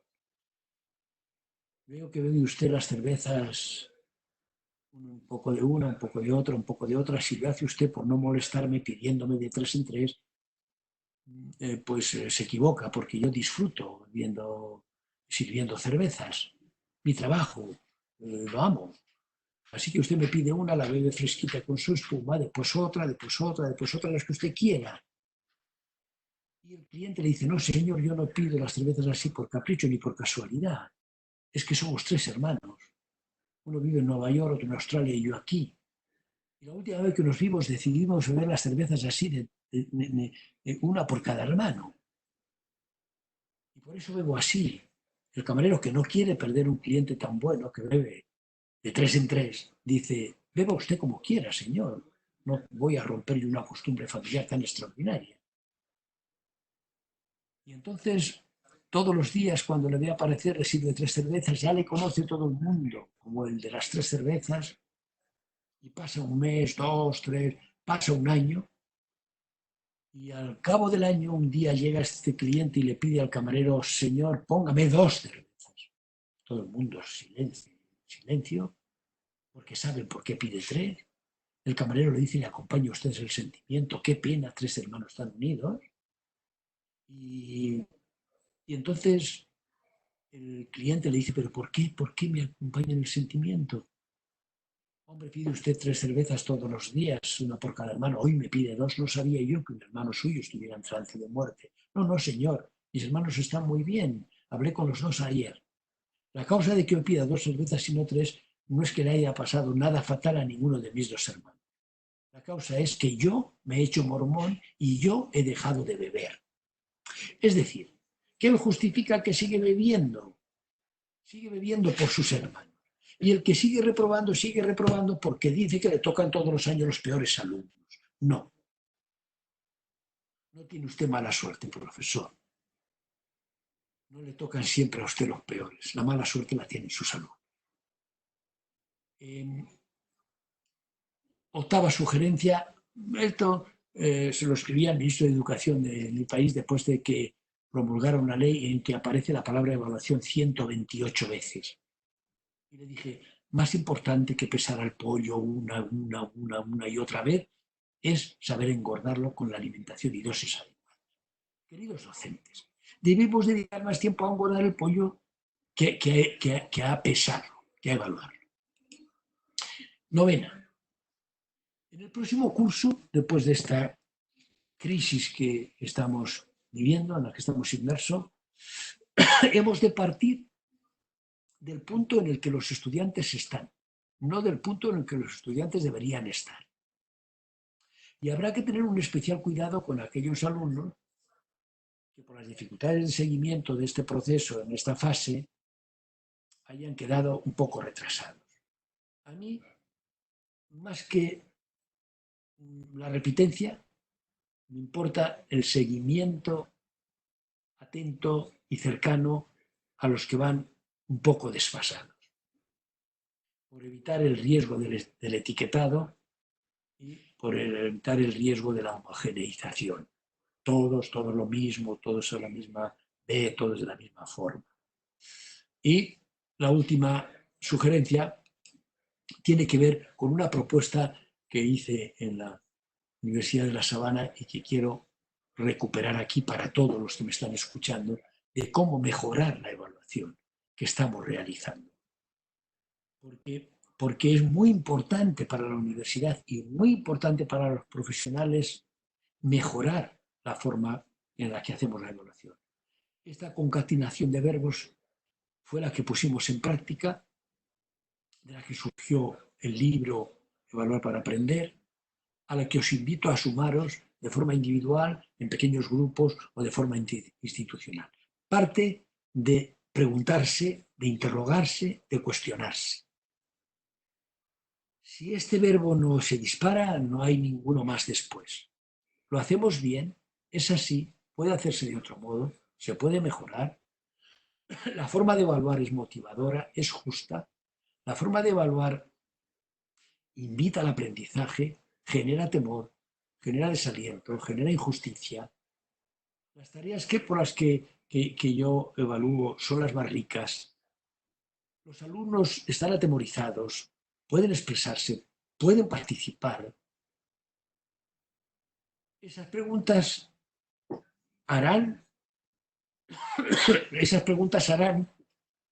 que podamos buscar respuestas. Porque si no nos hacemos preguntas no podemos buscar respuestas. Una profesora americana que se llama Patricia Henderson dice muchas veces, en mi opinión, y le preguntaron, Patricia, ¿por qué dices tantas veces en mi opinión? Es que dudo mucho, contestó. Es muy importante dudar, poner en tela de juicio. Porque si creemos que lo hacemos perfecto no podemos buscar una mejora. Y dice, me parece tan importante dudar que yo ya le he encargado a mi familia que el día que me muera, en el epitafio que se ponga sobre mi tumba, diga, en mi opinión, aquí yace Patricia Henderson. No podemos estar tan seguros. Bueno, de ahí viene otro verbo que es compartir las preguntas, porque no somos profesores particulares de asignaturas, somos profesores que integran un proyecto educativo. Yo digo que no hay alumno que se resista a 10 profesores que estén de acuerdo. Compartir las preguntas. Nos lleva eso a investigar para darnos respuesta, no a suponer, a intuir, a sugerir, a creer, a pensar, no, a investigar, lo cual supone rigor. Y algunos piensan que la investigación requiere de grandes muestras, aparatos estadísticos sofisticados. No. Cuando un profesor se interroga y busca respuestas con rigor, está investigando. Comprender es un verbo fundamental. La investigación genera comprensión. Cuando murió Lawrence Stenhouse en la Universidad de Norwich, yo lo conocí, hablé muchas veces con él. Cuando murió con un diagnóstico de 52 años que no aceptó nunca porque decía que tenía muchas cosas que hacer por la educación en su país, cuando muere, los alumnos plantan un arbolito en el campus de la Universidad de Norwich. Yo lo he visto crecer y a los pies del árbol pusieron una placa que dice: son los profesores los que van a transformar el mundo de la enseñanza comprendiéndolo. By understanding it, comprendiéndolo. Después viene de lo que hemos comprendido, toma de decisiones, que hemos de hacer. Después escribimos, muy importante, como hicieron estos profesores admirables, queridos profesores de La Sabana y profesoras. Se difunde, se generan plataformas de debate, se genera compromiso y se exigen condiciones que hagan posible este tipo de experiencias. Bien, estamos ya en la parte final, solo unas pequeñas consideraciones finales sobre el momento que estamos atravesando. Quiero pensar que todo es para bien y que esta crisis puede ayudarnos a ser mejores y que esta experiencia que estamos viviendo nos puede ayudar a ser mejores. Hace poco me pidieron para un programa sobre esta cuestión que les contase a un grupo de alumnos una historia. Y les conté la historia de un rey que tiene en la corte un grupo de sabios que le asesoran, pero tiene noticia de que en un lugar apartado del reino hay un sabio que todo lo interpreta de manera positiva con este lema: todo es para bien, todo es para bien. El rey le llama a palacio, le pide que le explique su filosofía y le parece tan admirable que le contrata para que trabaje en el palacio a partir de ese día. enseguida se hace el asesor hegemónico, el más influyente. Todos le tienen envidia porque ha llegado el último y se ha convertido en el más importante. Un día el rey se cae por una escalera, se fractura el brazo, tiene unos dolores insoportables, se lo venda y los demás asesores piensan cuando se encuentre con su preferido y le diga que es para bien, entrará en cólera el rey y se acabará su hegemonía. Así sucede. Majestad, ¿qué le ha pasado? Le dice al rey cuando está en su presencia. He caído, tengo unos dolores insoportables. Majestad, majestad, todo es para bien. Todo es para bien. ¿Cómo para bien con los dolores que tengo? Eres un desgraciado, no me sirves. Le lleva a las mazmorras del palacio y lo encarcela. El rey sale a caballo, cabalga durante 5 o 6 horas, se pierde, le captura a una tribu de antropófagos y cuando van a matarle y a comerle, el hechicero de la tribu dice: alto, no lo podemos matar, tiene un brazo malo, podemos envenenarnos y morir, liberémoslo. Cuando el rey se ve libre y vuelve al palacio, piensa: Dios mío, tenía razón el sabio, ha sido para bien. Si no hubiera tenido el brazo malo, hubiera muerto. Voy a pedirle perdón a mi sabio. En cuanto llega al palacio, él mismo abre la mazmorra, lo libera. Mira lo que me ha pasado. Tenía unos dolores insufribles, salí a caballo, me perdí, me capturaron y cuando iba a morir me salvé porque tenía el brazo malo. Perdóname, ha sido para bien, pero perdóname, para ti no ha sido para bien porque has estado en la cárcel. No, majestad, también para mí ha sido para bien, porque si yo no hubiera estado en la cárcel, hubiera salido de paseo con su majestad, nos hubiéramos perdido, nos hubieran capturado los antropófagos y a mí me hubieran comido, su majestad se hubiera librado. Siempre todo es para bien. Majestad, también para mí ha sido para bien estar en la cárcel. Bueno, mantengamos el optimismo ante la adversidad. Esta profesión que tenemos de enseñar es intrínsecamente optimista, parte del presupuesto de que el ser humano puede aprender, puede mejorar. Sin optimismo podríamos ser buenos domadores, no buenos educadores. Tenemos que superar el desaliento ante los errores y los fracasos, intensificar la concepción colegiada de la formación, potenciar el desarrollo integral de los alumnos y las alumnas de esta universidad en la que estás trabajando. Y yo creo que es muy importante dar sentido a la tarea para construir un magnífico desarrollo nuestro como profesionales. Y yo digo que está en nuestras manos. Por eso voy a cerrar con esta pequeña metáfora que quiero que compartáis conmigo. La mariposa azul. Había un viudo que vivía con sus 2 hijas curiosas e inteligentes. Las niñas siempre hacían muchas preguntas, algunas de ellas él sabía responder y otras no. Como pretendía ofrecerles la mejor educación, mandó a las niñas de vacaciones con un sabio que vivía a lo alto de una colina. El sabio siempre respondía a todas las preguntas sin ni siquiera dudar. Impacientes con el sabio, las niñas decidieron inventar una pregunta que él no sabía responder. Entonces una de ellas apareció con una linda mariposa azul que usaría para engañar al sabio.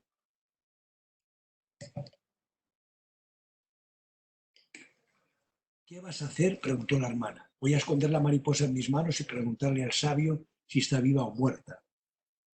Si él dijese que está muerta, abriré mis manos y la dejaré volar. Si dice que está viva, la apretaré y la aplastaré. Y así, cualquiera que sea su respuesta, será una respuesta equivocada. Las 2 niñas fueron entonces al encuentro del sabio que estaba meditando. Tengo aquí una mariposa azul. Dígame, sabio, ¿está viva o muerta? Muy calmadamente el sabio sonrió y respondió: depende de ti. Ella está en tus manos. Y sí, queridos colegas, está en nuestras manos. Porque mirar, con el mismo ministerio, el mismo rector, las mismas clases, hay una cuarta que separa 2 aulas, del lado de un tabique, otro lado, un profesor atormentado, infeliz, que hace desgraciados a todos los demás. Os invito a construir un feliz desarrollo profesional. Y solo me queda compartir con vosotros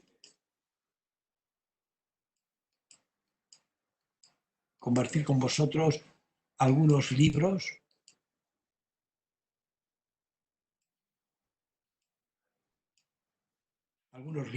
unas referencias, del que destaco tres.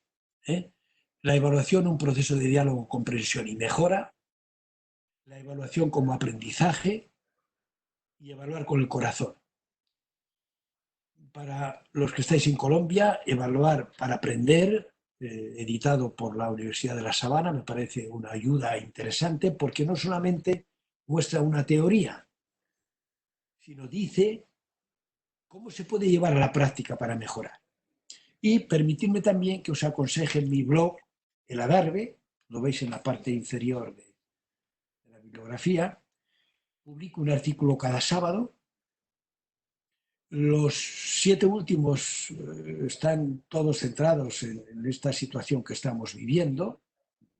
Hablo de morir en soledad, hablo de las lecciones del coronavirus, del COVID-19, hablo de cómo aún es posible la alegría. Y hay publicados 840 artículos, cada sábado aparece uno nuevo, de los cuales hay, pues, yo creo que unos 50 o 60 sobre evaluación. Podéis acceder con el Adarve o el blog de Miguel Ángel Santos Guerra. Y en el blog podéis interactuar conmigo. Lo digo por si ahora no hay tiempo para todos, para que podamos compartir pues, sentimientos, preocupaciones, ideas, cuestiones. Ahí nos podemos citar en el Adarve. El Adarve era un camino que estaba en la parte alta de las murallas, del que se podía ver como un mirador. Os cito, en el Adarve es muy fácil entrar y hacer algún comentario que yo siempre correspondo. Y nada más deciros que muchas gracias por vuestra invitación, por vuestra amabilidad, por vuestra atención y por vuestro tiempo. Os recomiendo que viváis la profesión de enseñanza, es la más hermosa, la más difícil, la más importante que se le ha encomendado al ser humano en toda la historia, trabajar con la mente y con el corazón de las personas. Y la forma de vivirla os va a permitir disfrutarla. No hay señal más clara de inteligencia que desarrollar la capacidad de ser felices y de ser buenas personas. Termino contándoos que cuando se estaba construyendo la catedral de Chartres, pasó un viandante y a uno de los trabajadores le preguntó: señor, ¿me puede decir qué hace usted? Y le dijo: ya ve, levantando esta horrible piedra tan enorme, con este calor insoportable, con este sudor, con las moscas se me pegan, esto es insufrible. Estoy levantando esta tremenda piedra. A uno que estaba a su lado le preguntó, unos metros a distancia: ¿qué hace usted, señor? Pues ya ve, levantando esta piedra, haciendo esta pared, con este calor. Y a un tercero que estaba un poco alejado le preguntó: ¿me puede decir qué hace, señor? Con mucha alegría, con mucho entusiasmo, con mucha pasión, le dijo: yo estoy construyendo una catedral. Los tres estaban haciendo lo mismo. Uno lo estaba padeciendo, uno lo estaba maldiciendo, otro estaba pasando por el trabajo sin más. El tercero le estaba dando un sentido, le estaba dando un significado, lo estaba disfrutando. Muchísimas gracias. Bueno, Miguel Ángel, ¿sí? Miguel Ángel, muchas gracias. Creo que me uno a la voz de todas las personas, bueno, a los textos de todas las personas que nos están escribiendo. El chat está lleno de muchos agradecimientos. Desde el Centro de Tecnologías para y la Dirección de Desarrollo Profesional de la Universidad de La Sabana te agradecemos mucho. Te cuento que nos están siguiendo más de 400 personas de Ecuador, México, Costa Rica, Estados Unidos y ya ciudades puntuales de Colombia como Funza, Cajicá, Chía, Bucaramanga, Manizales, Bogotá y Cúcuta. Tengo unas preguntas, algunas que resalté y una de ellas es, dice una persona, me gustaría que se hiciera énfasis en el carácter necesario del debate acerca de los procesos de evaluación, no solo para cuestionar, sino para construir. Me parece muy importante. Ya veis que uno de los verbos que en esa selección de 10 que he concatenado, uno que he destacado es debatir, debatir. Y ya veis que en mi libro tengo un título, la evaluación, un proceso de diálogo, comprensión y mejora. Yo pienso que el debate es imprescindible y el debate puede ser múltiple. Puede ser de los miembros diversos de la institución cuando planifican cómo ha de ser la evaluación, un diálogo que tiene que tener una dimensión ascendente, una dimensión horizontal y descendente, pero puede haber también un debate que me parece muy importante entre los alumnos y los profesores, entre los evaluadores y los evaluados, porque existe, y este es un artículo que tengo en mi blog, la lógica de los evaluados. La lógica de los evaluados, que no siempre coincide con la lógica de los evaluadores. Entonces, me parece magnífica la aportación que hace esta persona, este profesor o profesora, cuando invita al debate. Invita al debate y hace un añadido que me parece muy importante, para construir. Un debate para comprender y para construir. Hace falta, esto es muy importante, hace falta para que haya debate, claro que sí, voluntad de debatir, ideas para cuestionar y proponer. Pero atención, una cosa muy importante, hacen falta estructuras que permitan el debate. Porque claro, el debate hay que articularlo. El debate tiene que producirse a través de unos tiempos, de unos espacios, de unas estrategias, de unos medios, sean presenciales o sean virtuales, y de unos tiempos. Porque claro, si yo digo, hay 400 asistentes, vamos a hacer un debate, tenemos 2 minutos. Bueno, es que es imposible. Podríamos desear debatir, pero es que no hay tiempo, no es posible. O cuando el poder que a veces se establece en las instituciones es tan intenso que mata el debate y la participación porque todo está decidido, porque todo está ya organizado, porque todo está planificado, porque todo está ya construido. Y entonces lo que hace la comunidad es ejecutar. Pero sin poder dialogar, sin poder debatir, sin poder aportar para sentirse protagonista, para poder discrepar, para poder proponer. Me parece que es una cuestión de extraordinaria importancia, pero que hay que articular y que hay que hacer efectiva en la vorágine de ocupaciones que tenemos los profesores universitarios. Por una parte, en la docencia, en la preparación de la docencia, en la evaluación, en la gestión, en la investigación, en la publicación. Y a veces lo más urgente devora lo que es más importante. Otra cuestión. Miguel Ángel, hay otra pregunta también de una profesora de la universidad y ella dice, ¿cómo han manejado las universidades de España el tema del COVID y el manejo de ansiedad y preocupaciones por parte de los estudiantes universitarios? Bueno, no las conozco todas, por supuesto. Y en la mía conozco algunas iniciativas que se han hecho y que me parecen importantes por parte del Vicerrectorado de Estudiantes, que es un alumno mío en la Universidad de Málaga, y que ha tenido dos dimensiones.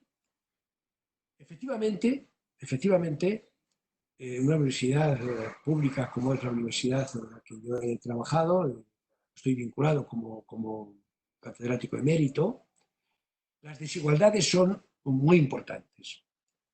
hay alumnos con muchas dificultades para hacer el seguimiento de los procesos de enseñanza virtual por motivos diversos. Unos porque están en familias numerosas con escasos medios y otros porque tienen dificultades de formación para el acceso a la enseñanza virtual. ¿Qué ha habido?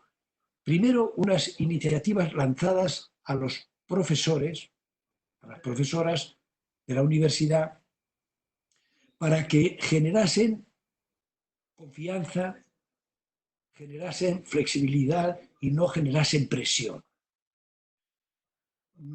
Ha habido instrucciones, ha habido no solamente instrucciones teóricas, facilitación de medios para que no hubiese presión. Para los profesores también, para los alumnos. Otras iniciativas han ido hacia los propios estudiantes, tranquilizándoles y diciéndoles que iba a tener mucho peso la evaluación presencial y que la evaluación del tiempo de COVID, de confinamiento, iba a favorecer, solamente a favorecer lo que ya se hubiera conseguido, pero en ningún caso iba a perjudicar las calificaciones que hubiesen conseguido en la etapa presencial. Me parece una pregunta también muy importante que tiene que ver con lo que yo decía antes. No somos solo máquinas de enseñar y máquinas de aprender, máquinas de evaluar y máquinas que son evaluadas. Hay personas y las personas han sufrido angustia, aparte de la angustia de qué nos va a pasar. Aquí estamos ahora nosotros en la etapa del desconfinamiento, que está generando más ansiedad que cuando nos defendíamos solo del virus en las casas. Ahora salimos en condiciones de riesgo y eso genera ansiedad.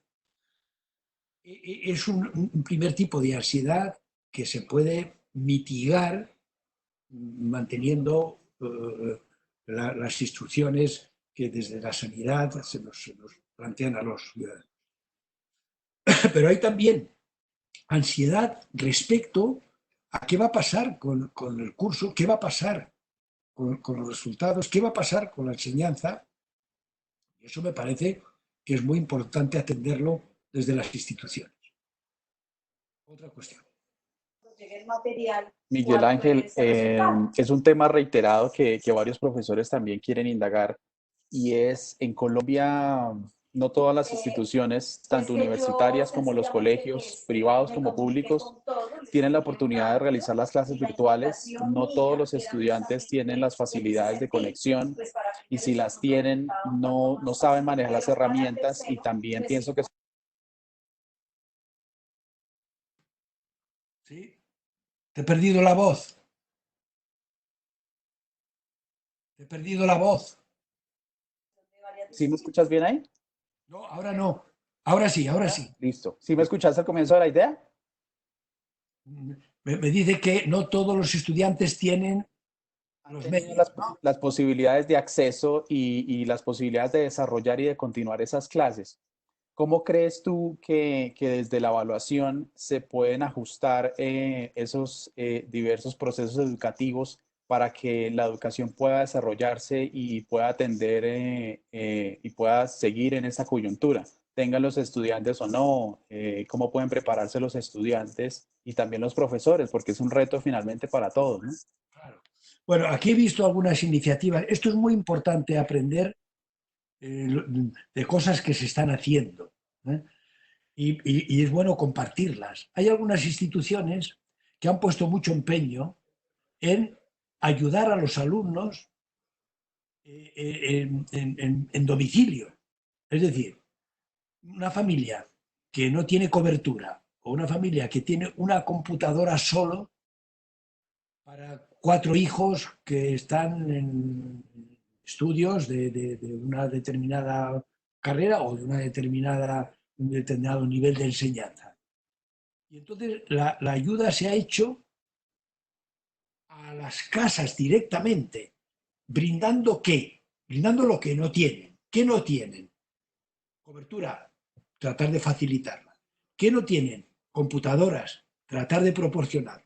¿Qué no tienen? Conocimiento del software para poder manejar las herramientas. ¿Qué no tienen? Materiales. Ayer mismo conocí una institución, una escuela que está haciendo esta tarea domiciliaria, ya que al conocer las carencias de los estudiantes les están facilitando, y esto lo tienen que hacer, lógicamente, las instituciones, y a las instituciones les tienen que ayudar el ministerio, les tienen que ayudar a las instancias superiores, porque a veces las propias instituciones no disponen de los medios necesarios. Pero es una preocupación efectiva que resuelve el problema concreto que tiene ese aprendiz, que no es siempre el mismo. Porque hemos planteado ahora 4 modalidades. Es decir, uno no tiene cobertura, es una cuestión, no tiene computadora, es otra, no tiene conocimiento de cómo utilizar las plataformas o los medios, otra, y no tiene materiales para el trabajo. Y se les están facilitando. Eso es un modo de subsanar una desigualdad que puede ser incrementada, que puede ser agrandada, esa brecha, en esta situación. A mí me parece que es muy importante conseguir que no solamente no se aumente, sino que se corrija. ¿Alguna más? Álvaro, ¿alguna cuestión más? No tenemos más preguntas. Yo creo que de esta manera podemos ya finalizar el espacio. Tuvimos más de casi 450 profesores, muchos de la Universidad de La Sabana, conectados a esta experiencia. Se les recuerda también que la grabación va a estar disponible en la página de Activa tu Plan B, que es la estrategia institucional de la Universidad de La Sabana para apoyar a nuestros profesores en que continúen el desarrollo de sus clases de forma remota. Muchas gracias a todos por participar, muchas gracias a todos por unirse, y también la invitación importante en el espacio para que conozcan los posgrados del CTA de la Universidad de La Sabana, que son posgrados que le apuntan precisamente a lo que los docentes más necesitan en este momento de coyuntura y en este momento en lo que estamos viviendo y el momento que está atravesando la educación en todo el mundo, y es la maestría en informática educativa, la maestría en proyectos educativos mediados por TIC y la maestría en innovación educativa mediada por TIC, y también el doctorado en innovación educativa con uso de TIC. Toda esa información la pueden encontrar en nuestra página web unisabana.edu.co/CTA. Muchas gracias a todos por unirse y por participar, y que tengan un excelente día.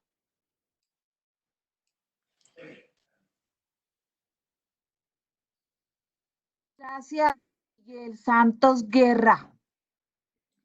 Bueno, ¿a quién oigo? ¡Qué alegría! Bueno, tengo una preocupación. ¿Por qué? Porque no me permitía bajar a descolgarme del PowerPoint. Escuchando que Como bonito, estaba. en la primera parte. Ya, no sé qué aplastar. Yo de chiripa le aplasto y me sale por ahí. Álvaro, Marta. Cuéntame. Bueno, ¿por qué no podía salir de la presentación? No sé, debió ser un tema del computador de pronto, que no te daba la opción de poder salir. No me daba la opción de salir. De todos modos, se ha mantenido la imagen y el PowerPoint. Sí, mira que te veíamos y la presentación fluyó perfecto, entonces no tuvimos mayor dificultad. O sea, todo salió bien. Ha ido bien a pesar de eso. Sí. Yo estaba preocupado, pero tampoco quería interrumpir para que hablásemos nosotros, porque al principio sí me permitía. Como cambiar. No, mira que todo salió perfecto, la imagen, y también hubo buena conexión, entonces no tuvimos problema de audio ni de video, todo momento te vimos, y la presentación también la vimos sin ningún problema. ¿Ha ido bien entonces? Sí, creo que Haste estaba hablando ahorita, pero no la volví a escuchar. Bueno, la llamaré si cerramos. Bueno, ya me decís que si ha tenido eco positivo, si lo que esperaban, si... Sí, o sea, están escribiendo en el chat. No sé si tú tienes la opción de ver el chat. Me aparece aquí el chat. El chat debe ser como un